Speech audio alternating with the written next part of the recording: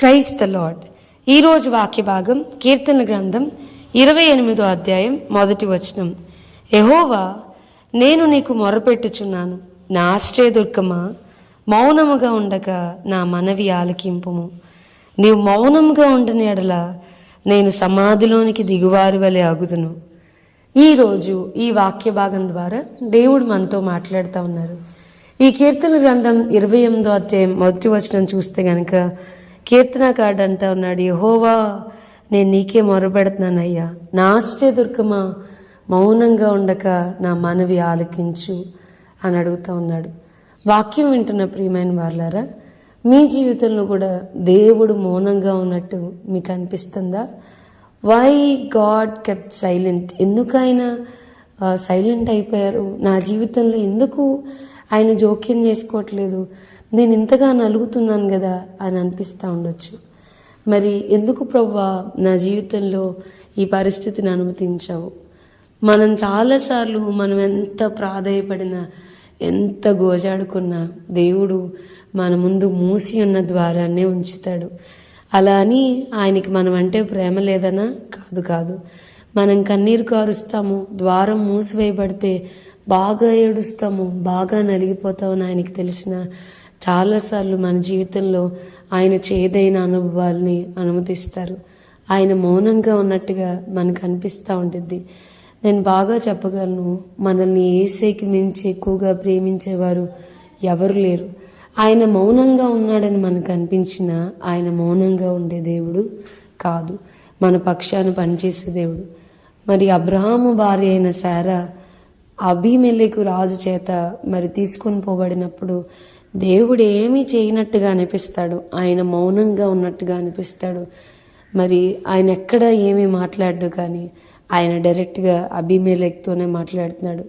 మన జీవితాల్లో కూడా మరి సమూయేలు అంటాడు కదా, యెహోవా సహాయపు రాయి అని అర్థం ఇచ్చినట్లుగా ఎబెనేజరు ఎంతవరకు ఆయన మనకి సహాయం చేస్తాడని ఒక రాయిని నిలిపినట్లుగా మన జీవితంలో కూడా మన దేవుడు మనకి చాలా విషయాల్లో సహాయం చేశాడు. చాలా కాదు, అన్ని విషయాల్లో, ప్రతి విషయంలో దేవుడు మనకి హెల్ప్ చేశాడు. కొన్నిసార్లు దేవుడు ఎందుకు కఠినంగా డీల్ చేస్తున్నాడు, దేవుడు ఎందుకు ద్వారాన్ని మూసేశాడు అని మనకు అనిపించవచ్చు, దేవుడు ఎందుకు మౌనంగా ఉన్నాడు అని అనిపించవచ్చు. కానీ అవన్నీ కూడా మనకి సహాయం చేయడానికి ఆయన ఎబెనేజర్గా ఎంతవరకు మనల్ని నడిపించాడు. మనకు కొన్ని అర్థం కాకపోవచ్చు, but still God is faithful. కొన్ని ఎందుకు ప్రభువా అని అనిపించవచ్చు, మనకి మంచిదిగా చాలా శ్రేష్టమైనదిగా అనిపించిన దాన్ని దేవుడు ద్వారాన్ని మూసేసి ఉండొచ్చు, but still God is faithful. మనం ఇంకా దేవుని నమ్మడానికి ఇష్టపడితే ఆయన కాలం ఖచ్చితంగా సమాధానం చెప్తుంది. ఎందుకు ఆయన ద్వారాన్ని క్లోజ్ చేశారు, ఎందుకు ఆయన కఠినంగా ఉన్నారు, ఎందుకు ఆయన మౌనంగా ఉన్నట్టుగా అనిపించింది? ఒక సైలెంట్ పీరియడ్ గుండా వెళ్తున్నట్టు అనిపిస్తుందా? మౌనంగా ఉన్నాడు దేవుడు అని అనిపిస్తూ ఉందా? కాదు. దేవుడు మన పక్షాన పనిచేస్తూ ఉన్నాడు. దేవుడు అబ్రహాం జీవితంలో కూడా ఆయన సైలెంట్గా ఉన్నాడేమో అని అనిపిస్తూ ఉండిద్ది, మౌనంగా ఉన్నాడేమో అని అనిపిస్తూ ఉంటుంది. కానీ ఆదికాండం 18వ అధ్యాయంలో చూస్తే కనుక ఆయన అబ్రహాం దగ్గరికి నేరుగా వచ్చి దర్శించడం మనం చూస్తాం.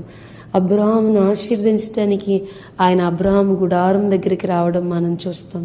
మన జీవితంలో కూడా ఖచ్చితంగా దేవుడు జోక్యం చేసుకుంటాడు. ఆయన మన పక్షాన పనిచేయడం మనం కనులారా చూసి, చెవులారా విని, నోరారా ప్రభుని స్తుతించే దినాలు తప్పకుండా వస్తాయి. దేవుని సన్నిధిలో మనం కార్చే ఏ కన్నీరు, దేవుని సన్నిధిలో మనం చేసే ఏ ప్రార్థన ఆయన వృధాగా పోనిచ్చే దేవుడు కాదు. ప్రజెంట్ ఆయన మౌనంగా ఉన్నాడు అని అంటే అర్థం ఏంటంటే ఆయన ది బెస్ట్ మన కొరకు ప్రిపేర్ చేస్తున్నాడు, ది బెస్ట్ కొరకు మనల్ని ఆయన ప్రిపేర్ చేస్తున్నాడు అని అర్థం. ధైర్యాన్ని కోల్పోవద్దు, కృంగిపోవద్దు, మరీ ఎక్కువ భారం కలిగి ప్రార్థన చేద్దాం. ప్రభువా, ఈరోజు వాక్య భాగం ద్వారా మీరు మాతో మాట్లాడినందుకు వందనాలు. వాక్యం విన్న మా ప్రియులైన వారిని అందరినీ దీవించి ఆశీర్వదించమని యేసు నామమున అడిగి వేడుకొంచున్నాం తండ్రి, ఆమెన్.